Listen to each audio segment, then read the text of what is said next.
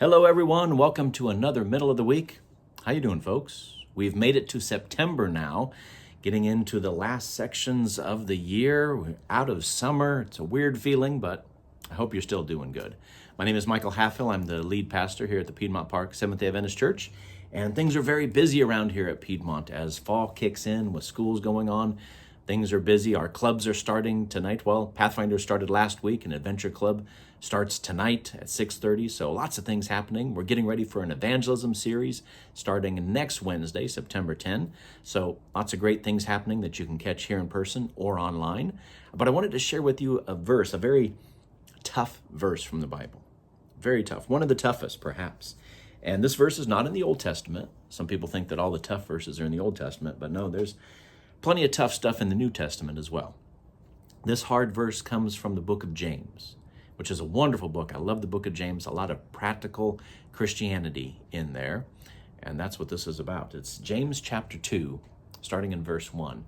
It says, "My brothers, do not hold the faith of our Lord Jesus Christ, the Lord of glory, with partiality." And then he explains, he says, "For if there should come into your assembly a man with gold rings and fine apparel, and there should also come in a poor man in filthy clothes, and you pay attention to the one wearing the fine clothes and say to him, 'Hey, sit here in the good place,' and say to the poor man, 'You sit there, sit at my footstool.'" He says you're showing partiality there, and that is not good. He says that you've shown partiality among yourselves and become judges with evil thoughts. So James says if you're going to truly follow Jesus, you're going to treat everybody equally. You're not going to treat people differently and say like, "Oh, I'm going to treat the rich good and the poor and just push them aside." And I don't know that we would do that. Maybe we do. But I wrestled with that verse and thought, do I treat people differently based on things that I'm judging, whether it's how they look, whether it's where they're from, whether it's what they think, their ideologies? Can I look past all those things that the world fixates on? That's what James is saying. He says the world fixes on these things and treats people differently, but we're not going to do that. We're going to be followers of Jesus who treat everybody equally, treat everybody as they should be treated, as a child of God, as someone that God died for. And when we remember that Jesus died for everybody walking the planet, even the person that I have the hardest time with, Jesus died for them too. When I remember that, all of a sudden, all this thought of treating one better than another, that just slips by the wayside.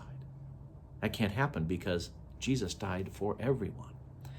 So I think that's what James is getting at here. And then he's got great counsel throughout all the chapter 22 about our faith needing to work, needing to be seen. That's how we know that faith is there, is when we're expressing it. It's living its life out in us. So friends, I was challenged by this verse, and verses that challenge me, I like to share with you. So think about that. Are there times in our lives when we're showing partiality? James says don't do that. Treat everyone the way Jesus would. So I'm praying about that, and I think maybe we should all pray about that we all treat people the way Jesus would.